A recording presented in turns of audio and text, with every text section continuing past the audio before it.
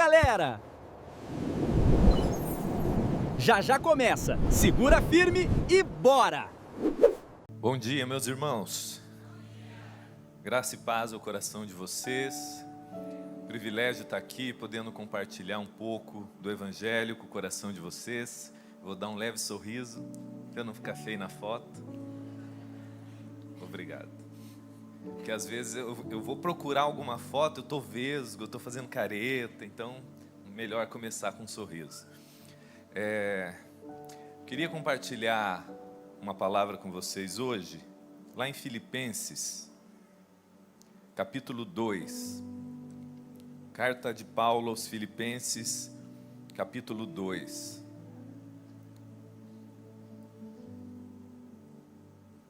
É um texto, acredito, conhecido de muitos de vocês. É tema de uma das canções da Reino Music. E eu queria meditar nele um pouco nessa manhã, para nós entendermos como crescer num coração generoso, comprometido, que é tão desafiador para os nossos dias, e por nossos dias por causa da nossa própria realidade. A partir do verso 13, eu vou ler na NVI. Nada façam por ambição egoísta, ou por vaidade, vanglória, mas humildemente considerem os outros superiores a vocês mesmos. Cada um cuide, não somente dos seus interesses, mas também dos interesses dos outros. Seja a atitude de vocês a mesma de Cristo Jesus, que, embora sendo Deus, não considerou que o ser igual a Deus era algo a que devia apegar-se, mas esvaziou-se a si mesmo, vindo a ser servo, tornando-se semelhante aos homens, e sendo encontrado em forma humana, humilhou-se a si mesmo, e foi obediente até a morte, morte de cruz. Por isso Deus o exaltou à mais alta posição, e lhe deu um nome que está acima de todo nome, para que o nome de Jesus se dobre todo o joelho, nos céus, na terra e debaixo da terra, e toda língua confesse que Jesus Cristo é o Senhor, para a glória de Deus Pai. Quero ler novamente o início, porque essa descrição da realidade de Cristo é o paradigma que Paulo coloca para instruir o que ele diz no verso 3. Não façam nada por ambição egoísta, ou por orgulho, vaidade, mas humildemente considerem os outros superiores a vocês mesmos. Cada um cuide não somente do que é seu, do seu interesse, mas do interesse dos outros. Seja a atitude de vocês a mesma de Cristo Jesus.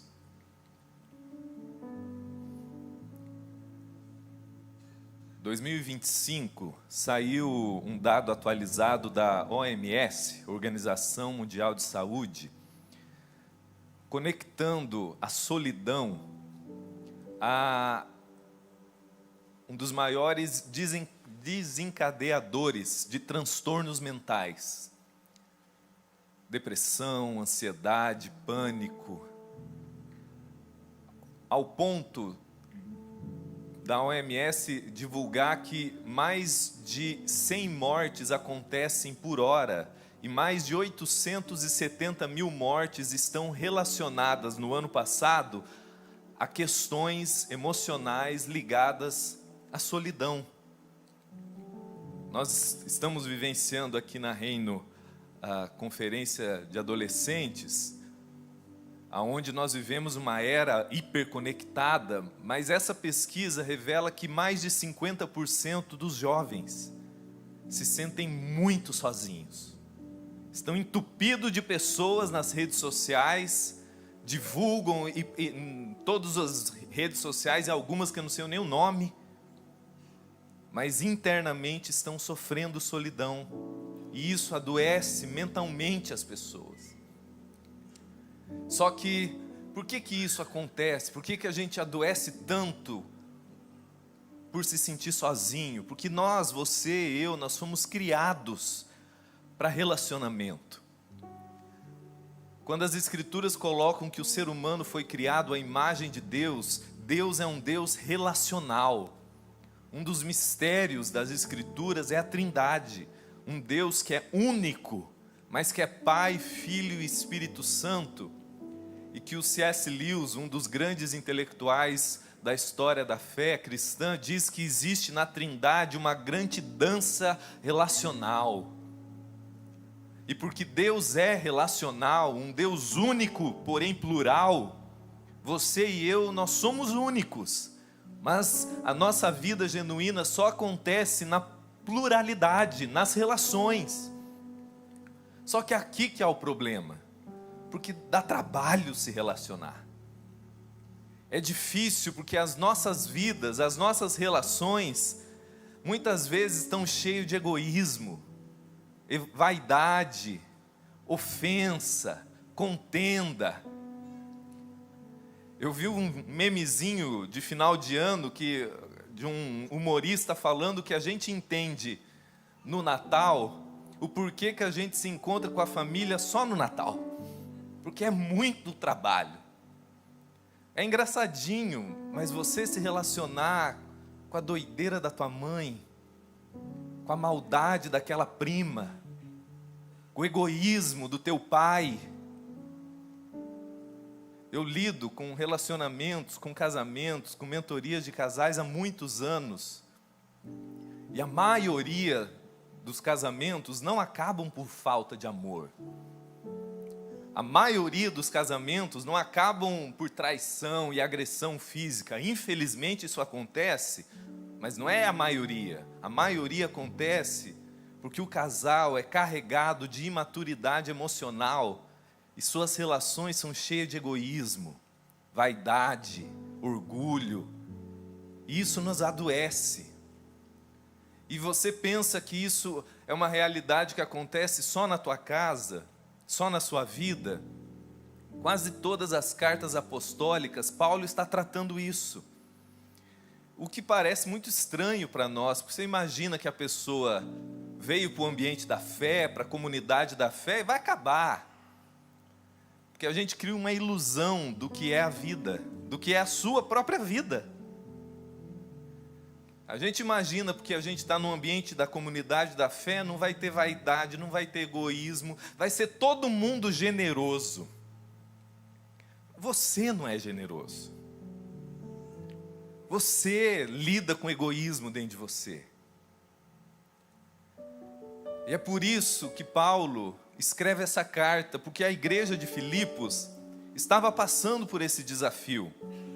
Uma comunidade nova na fé e que estava com muitos conflitos. Então Paulo vai dar essa referência de que eles deveriam, se eles gostariam de ter relações saudáveis, eles serem saudáveis, eles deveriam ter uma atitude como a de Cristo Jesus nos relacionamentos e não uma atitude de egoísmo e de vaidade, ou em algumas traduções no grego original é orgulho, vanglória. E para você entender como que o Evangelho lida dentro de você e de mim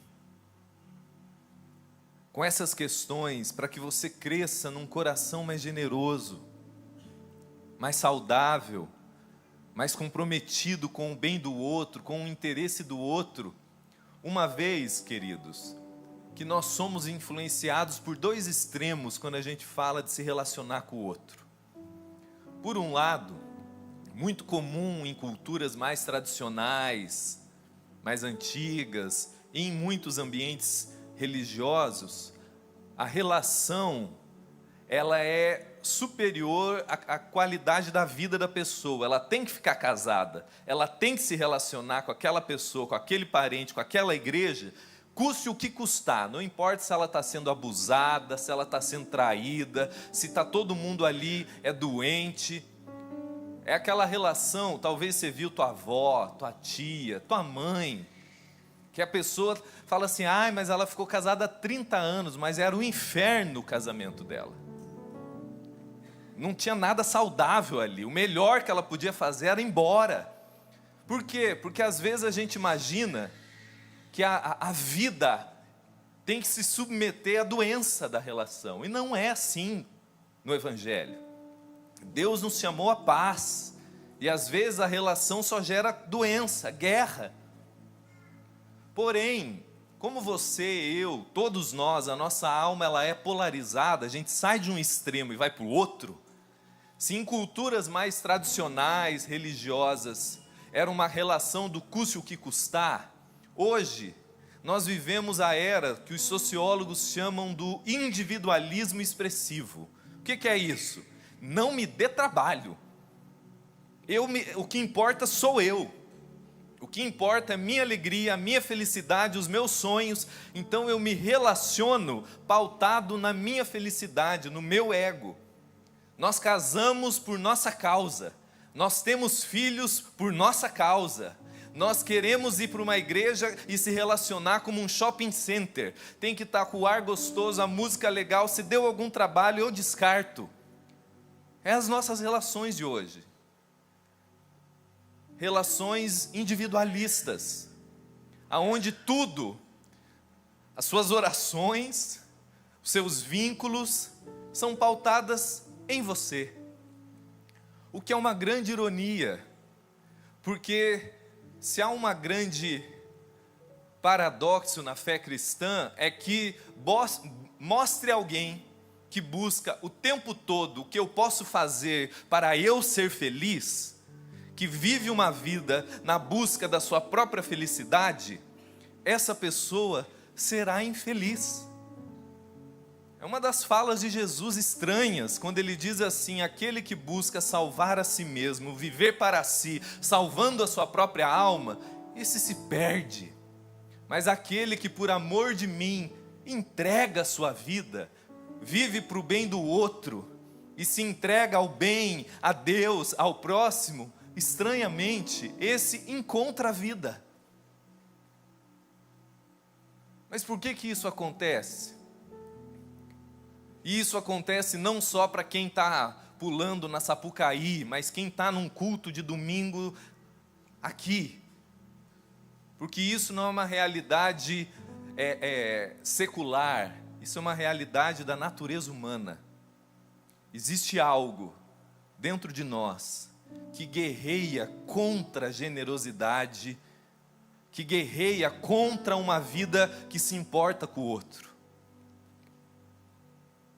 E se você deseja entender como viver uma vida generosa, como provar a genuína felicidade que Deus chama de felicidade, que tem a ver com essa vida que se entrega, com essa vida que se importa, com essa vida que não vive, conforme Lutero diz nos escritos dele, que o ser humano naturalmente ele é encurvado sobre si, ou seja, você e eu naturalmente a gente só pensa no nosso umbigo.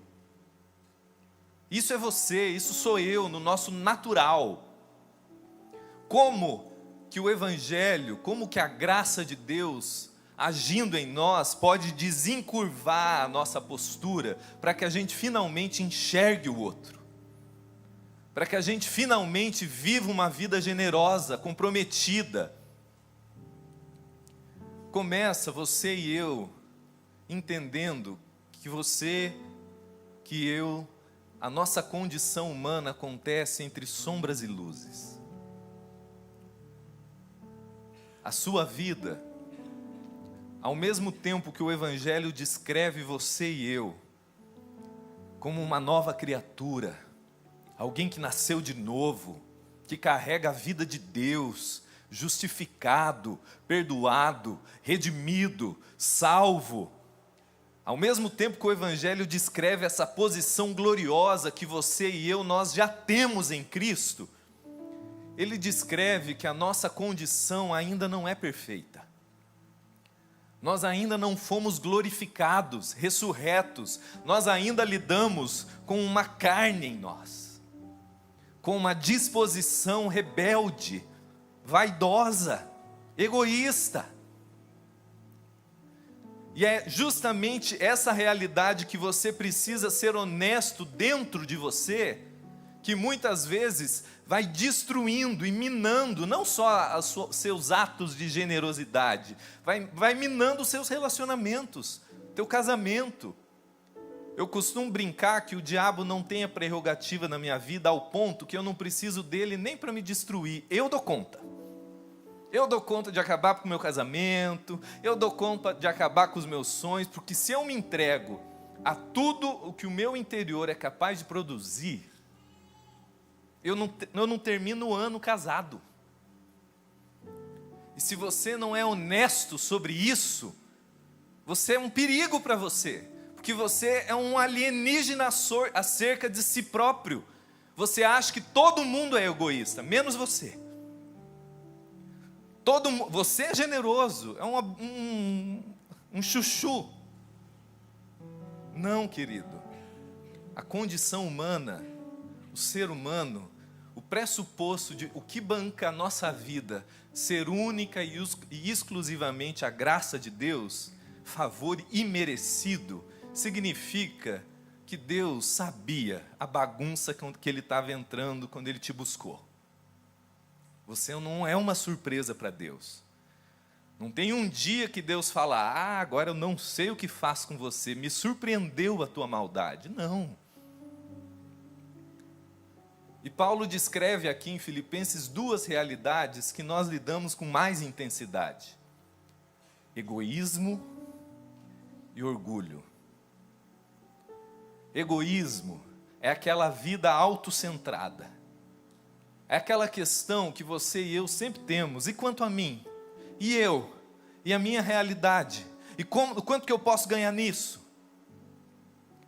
E o egoísmo, que é tão natural para nós, nasce ainda de algo mais profundo, que é o orgulho. Aqui está escrito vaidade, mas a palavra grega orgulho significa vazio de glória. Egoísmo e orgulho. E para você entender o porquê que isso acontece dentro de nós temos que fazer mais do que uma análise psicológica. Porque sim, eu sou psicanalista, eu sei, na minha própria vida e naquilo que eu já estudei e tratei a vida humana, o quanto que um ambiente, lar, uma família doente, de pais inafetivos, de mães negligentes, de trauma, faz com que você e eu nos armemos na vida para sobreviver. Você já apanhou tanto, já sofreu tanto, já foi tão negligenciado que a sua alma pensa assim: eu vou ficar pensando nos outros, eu só sofri. Então você se arma. Então você só pensa em você. Por quê? Porque ninguém pensou em você. Você cresceu todo marcado emocionalmente. Então, como uma reação de defesa, a sua alma se arma, só pensando em você, na sua realidade. Aí você casa assim, aí você tem filho assim, e aí você bagunça tudo. Porque um dos pressupostos básicos de um bom casamento é você não vai viver só para você. Um pressuposto básico de um bom pai, de uma boa mãe, é que você não pode viver só para você. Daí o ciclo começa a se perpetuar. A doença é herdada e a doença é propagada. Só que existe uma camada mais profunda do que só trauma. Existe uma análise psicológica da nossa condição, mas existe uma análise teológica da realidade humana. Romanos 1, Romanos 2, Paulo vai dizer que o ser humano, você e eu, nós fomos criados para provar, desfrutar e revelar a glória de Deus. O ser humano foi criado como aquele que revelaria visivelmente um Deus que é invisível. Então nós somos criados para provar dessa glória, de extrair da glória, da graça de Deus, a nossa identidade, valor, significado, afirmação. Mas desde o Éden, a expressão bíblica é que há uma ruptura, uma queda. O ser humano se rebela dessa vocação. Então, Paulo vai dizer em Romanos 3 que todos pecaram e todos foram destituídos desta glória. Um vácuo começou a crescer dentro de nós. Um vácuo que faz você e eu, pessoas naturalmente muito inseguras, existencialmente desesperadas por algo, por alguém que nos valide, que diga que a nossa vida vale a pena, que nos transmita valor, significado, uma identidade, porque lá no íntimo do nosso ser, por mais que na nossa cabeça a gente não entenda isso, o nosso coração anseia por glória. E a gente faz isso de uma forma desordenada. A gente pensa que com fama, que com marido, que com um monte de filho, que se eu casar, se eu ficar rica, se eu ser magro, se eu dirigir um Porsche, a gente imagina, a nossa mente vai projetando nas coisas como satisfazer essa sede de glória, de validação, de reconhecimento. Isso é orgulho. Orgulho não é só uma pessoa estufada, metida. Isso é uma manifestação caricata. Orgulho, às vezes, é aquela pessoa que não tem nem voz, pobrinha, minguada. Só que o coração dela, seja a pessoa mais arrogante, ou seja a pessoa mais inferiorizada, ela anseia por algo que diga que ela é alguém. E isso faz com que a gente comece a se relacionar com relações de custo-benefício, lógicas de mercado. E a gente começa a usar as pessoas, usar os nossos filhos, usar os nossos maridos, esposas, o dinheiro, a vida, tudo, para satisfazer e para você se sentir bem acerca de você mesmo. Relações pautadas no egoísmo e no orgulho, na sua sede de glória. E isso fixa a sua mente na comparação e na competição. Porque daí eu deixo de ter irmãos na jornada. Eu tenho competidores. Porque o C.S. Lewis usa no livro dele, Cristianismo Puro e Simples, que é um dos clássicos da fé cristã, ele diz assim, a gente não quer ser rico, a gente quer ser mais rico que o próximo. A gente não quer ser magro. Para que eu me sinta bem com o meu peso, eu tenho que te ver engordar.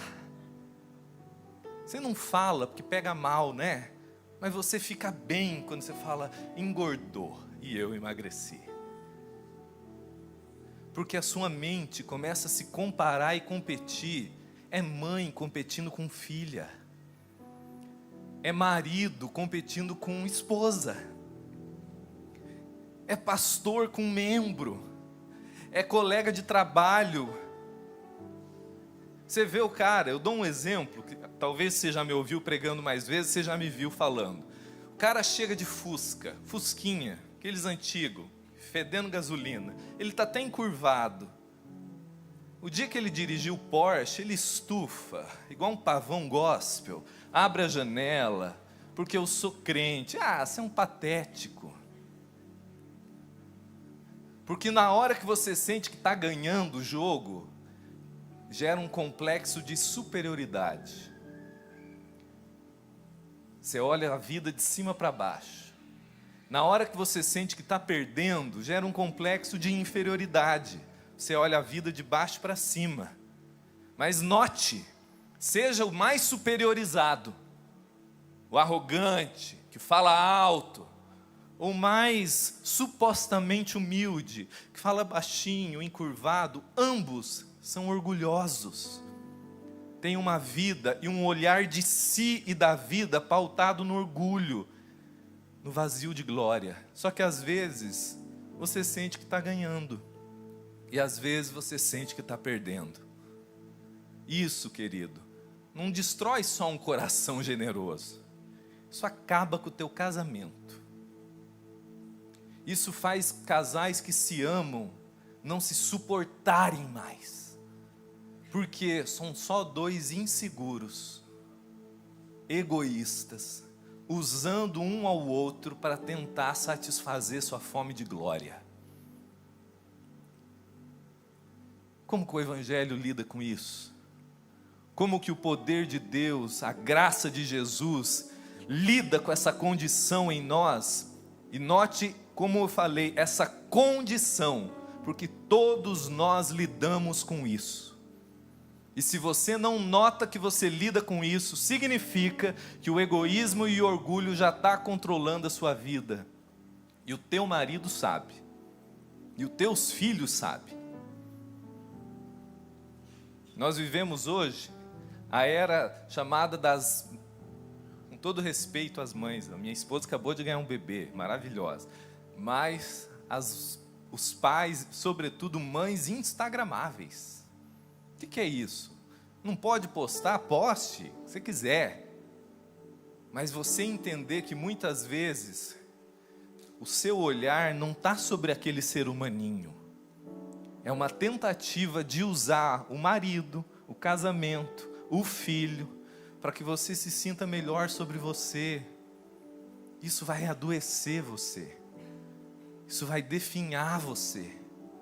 Não tem nada a ver com generosidade. Porque às vezes, isso pode se manifestar, esse orgulho ambicioso, egoísta, vaidoso, se manifesta de uma forma muito ética. Que é o que Jesus descreve, aquela pessoa, você vai ajudar o pobre, que a sua mão direita não sabe o que a esquerda faz. Hoje a gente faz com que a mão direita fotografe a mão esquerda. Opa, é aqui. Por quê? Não posso fazer um negócio sem que as pessoas me deem like. E aí a gente se ofende porque não me deram like. E a gente fica bravinho. Não tem como você ter um namoro sadio assim. Não tem como teu filho te suportar no longo prazo, porque vai chegar uma hora que ele vai perceber que o que ele tem é uma mãe narcisista. E o Evangelho é o único poder que genuinamente lida com isso. E aí Paulo descreve que a atitude de vocês seja a atitude de Cristo Jesus. O que ele está falando? Ele está dando meramente um mandamento moral, como se eu pudesse legislar sobre o coração de alguém, falando, não, agora por lei você vai ser generoso, comprometido. Não. O Evangelho não é uma lista de regras do que você tem que fazer. O Evangelho são as boas notícias do que Deus fez em Cristo e que como poder nos transforma. E o que você tem que entender? Se a minha vaidade, o meu orgulho, a minha insegurança existencial vem da minha desconexão sobre o meu próprio valor, sobre a glória de Deus, sobre a minha identidade em Deus, a minha cura vem dessa reconexão. A reconexão com quem Deus é em mim, com quem Cristo é em mim, com aquilo que Deus fez por mim, com aquilo que o Evangelho diz sobre mim. Porque a sua alma, o seu coração, vai precisar continuar ainda extraindo o seu senso de glória, de valor de algo. Se não é do casamento, do filho, da roupa, da internet, o único meio e a única forma que o seu coração começa a ficar livre da escravidão do egoísmo, do orgulho, é quando ele vai sendo levado pela graça de Deus a se gloriar e a extrair o seu senso de valor e glória da graça de Deus em Cristo. Quando você para de olhar para o seu umbigo, para o teu vizinho, para o carro, para o dinheiro, para a fama, e olha e entende o que genuinamente aconteceu naquela cruz, e o que a graça de Deus ministra sobre você, definindo quem você é, a sua identidade, o seu valor, o significado da sua vida, o fato eterno de que a glória de Deus hoje te habita pela graça. E isso, querido, começa a distensionar você. Porque Paulo está dizendo que a nossa atitude, ser de Cristo, a mesma atitude de Cristo, que sendo Deus, se humilhou. A gente vê isso muito prático, talvez numa cena que você até já viu, conhece, leu, lá em João 13, chamado o lava-pés. Quando Jesus lava os pés dos discípulos. Hoje, se para hoje já é estranho, para aquela época era inimaginável alguém com alguma posição lavar um pé encardido de outros homens. Só escravo fazia isso. Tanto que quando Jesus foi lavar os pés de Pedro, Pedro falou, jamais. E Jesus falou, se eu não lavar os seus pés, você não tem parte comigo. No reino de Deus, a forma que a vida, as relações acontecem é de uma outra lógica. Mas antes de Jesus levantar e lavar os pés dos discípulos, o texto diz assim, João 13, e Jesus, sabendo quem ele era, que tinha vindo do Pai e voltaria para o Pai, se levantou e começou a lavar os pés dos discípulos. O que capacitou Jesus a servir e trazer um novo paradigma de relacionamento, mostrando o que é um ser humano pleno, que serve, que a sua liderança, que a sua autoridade não acontece no grito, na força do braço, mas em lavar os pés, em tocar o que está sujo na vida do outro para ajudar, para limpar. O que capacitou Jesus, e a única coisa que capacitará você e eu a sair desse ciclo do orgulho, da vaidade, do egoísmo e começar a viver uma vida genuinamente generosa. O texto descreve, ele sabia quem ele era, qual era a fonte da vida dele, da onde ele tinha vindo, que ele tinha vindo do Pai, voltaria para o Pai, que tinha tudo sido entregue nas mãos deles pelo Pai. A nossa dificuldade, o que te faz gritar, brigar nas relações, eu vejo casais, a maioria das discussões, não é assim porque a gente está brigando pela verdade, vocês não estão nem aí para a verdade, vocês querem provar que você está certo. Verdade? Você não sabe nem o que é, você quer provar que você está certo, por quê?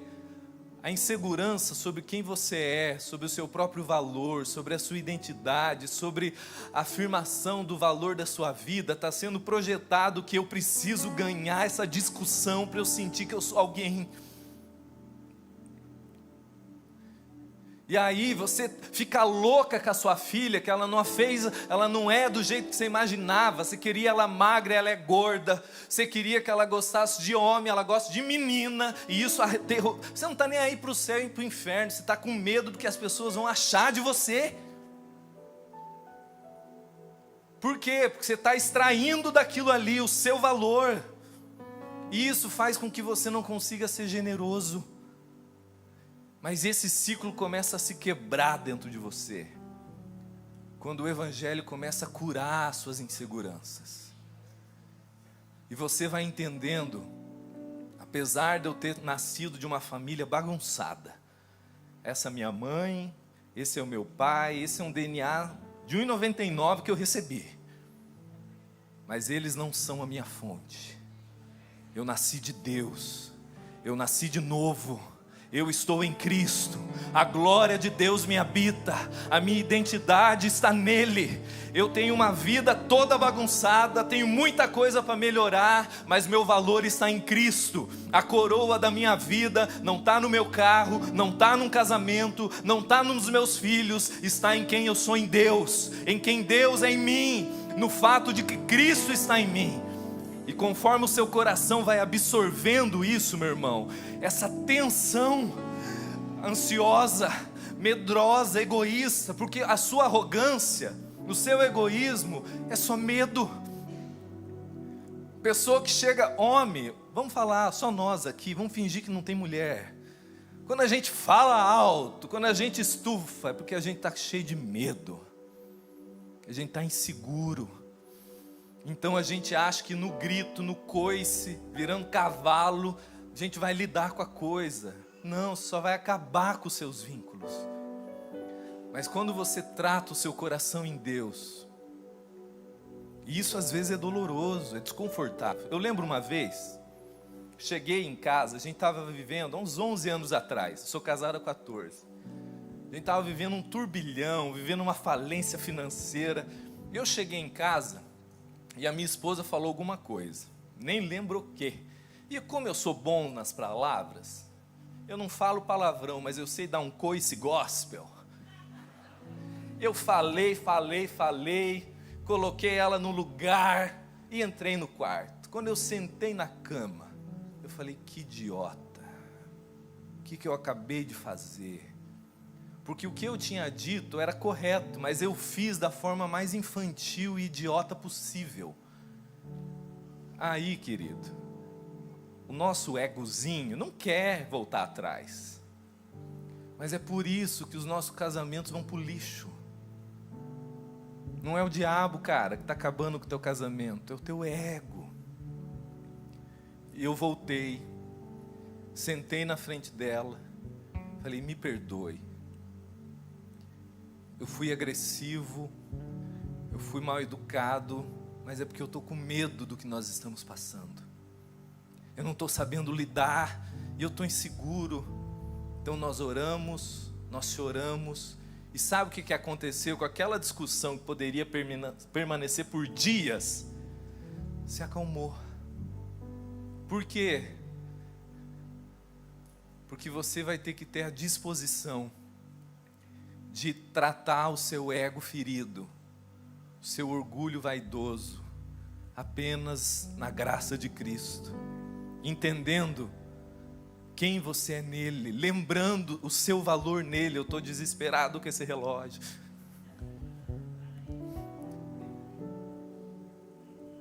E é justamente isso que o texto está dizendo, porque não basta você só admitir que o orgulho está aí, que o egoísmo está aí, porque ele está aí. Você precisa se entregar a um processo genuíno de levar a sua mente, parar de focar no teu passado, parar de focar no que está errado, parar de focar na tua força, na tua fraqueza, e extrair da cruz de Cristo, da glória de Deus. E é justamente isso que Paulo vai dizer aos Coríntios, aos Gálatas. Ele diz, eu me glorio unicamente na cruz de Cristo. O que ele está dizendo? É da graça de Deus revelada em Cristo, é o que Deus diz sobre mim em Cristo, é nele que eu extraio o meu senso de glória. Se eu ganhar mais dinheiro, que bom. Se eu casar, tá ótimo. Mas se der tudo errado, o meu valor está inabalável, a minha identidade permanece firme, a minha confiança não está no meu braço, no meu corpo, no meu Instagram, nos meus filhos. A glória da minha vida, a satisfação do meu ser, o alimento da minha alma não está nas coisas, só está em Cristo. Ele é a fonte, é dele. A minha vida religiosa, meu irmão, a fé cristã não é uma mudança institucional. Você era um bandista e agora você virou crente. Larga de ser fresco. A fé cristã tem a ver com uma nova natureza, com uma nova família, com um novo reino, com uma nova lógica que você começou a pertencer. Quem determina o valor da sua vida não é a revista Forbes. Quem determina a dignidade do seu ser não é a cultura da tua casa. Que na tua casa é mulher que não casou aos 45, não vale nada. Diante de Deus, se você não casar, não altera nada em quem você é diante de Deus. Parece bobo, mas está cheio de mulher carregando tonelada nas costas. E se não casar? Paulo vai dizer aos Coríntios, está casado? Que legal. Mas não está casado? Tá bom também. Olha que coisa mais libertadora. O seu valor não está nisso. Para encerrar, eu quero deixar 3 conselhos para você guardar no seu coração. Primeiro, seja honesto acerca das suas sombras. Você nunca supera o que você nega. Você nunca vence o que você finge que não está acontecendo. Todos nós lidamos com egoísmo, com vaidade, com orgulho. E você precisa ser honesto sobre isso. Caso contrário, isso vai controlar você. Segundo, seja disciplinado em expor o seu coração ao Evangelho. As boas novas de Jesus, da graça de Deus, é o único poder capaz de curar suas inseguranças, de tratar esse egoísmo, de distensionar o seu interior, para que você lide com a vida não armado, não tenso, não com medo, não egoísta, e o que vão pensar de mim, e se não der certo. A única forma é quando o seu coração começa a se alimentar do Evangelho, através de oração, jejum, comunhão, uma vida entregue às Escrituras, ao louvor, às pregações, para que isso comece a ministrar o seu coração, lembrando quem você é, lembrando o valor da sua vida, porque o que destrói você e eu, preste muita atenção nisso, não são as circunstâncias. O que destrói você e eu é o que a nossa alma acredita que aquelas circunstâncias dizem sobre nós. Você não está destruído porque o teu casamento acabou. Você está destruído porque essa circunstância, a sua alma está acreditando: eu não valho nada, eu não sou ninguém, minha vida não vale nada. Mentira! Você não está arrebentado porque você não tem dinheiro ainda. Você está destruído internamente porque a sua alma acredita que ter ou não ter as coisas determina o teu valor. Mentira! Mas quando o seu coração começa a se encharcar da graça de Deus, se reconectar genuinamente com quem Cristo é em você, o seu valor, a sua identidade, a sua dignidade, o seu coração vai se pacificando. Suas relações vão se acalmando, e o que brota dentro de você é a sua verdadeira natureza em Cristo, que é generoso. Existe generosidade dentro de você. Existe generosidade dentro de você, só que isso precisa crescer como um fruto. E por último, seja intencional em ações generosas. Porque nós vivemos uma era, um momento onde os sentimentos são supervalorizados. Se você sente vontade, você dá bom dia. Se você não sente vontade, você dá coice. Se você sente vontade, você pede perdão. Se você não sente vontade, você não pede perdão. Ah, é porque eu sou autêntico. Não, você é imaturo, mal educado. Não é autenticidade isso. Quando você entende que a sua alma oscila, e você entende o que Deus diz sobre você, sua verdadeira identidade, quem Deus é em você, você olha para a sua alma e fala: bom, hoje a minha vontade é ser vaidoso, egoísta, bem-vindo ao clube. Tem dia que eu estou assim também. Tem dia que eu não quero fazer comida para minha mulher, tem dia que eu não quero pegar minha filha, tem dia que eu quero ver Netflix e comer sorvete. Mas cara, bem-vindo à vida adulta, que você não pode fazer só o que você sente, e você vai ter que olhar e falar: bom, hoje eu estou naqueles dias. E mulher tem aquelas semanas, mas homem também tem aqueles dias, que você só está querendo ser vaidoso, egoísta. E você vai olhar e falar: mas isso não sou eu. Essa é a minha condição.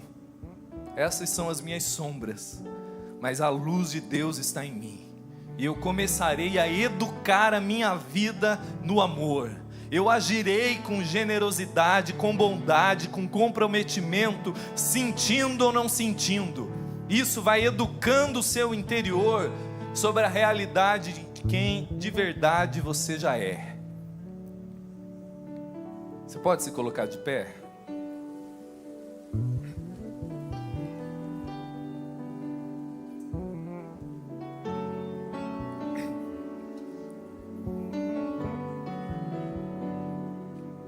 Existe uma sensação estranha quando você vai vendo essas formas que o Evangelho nos descreve.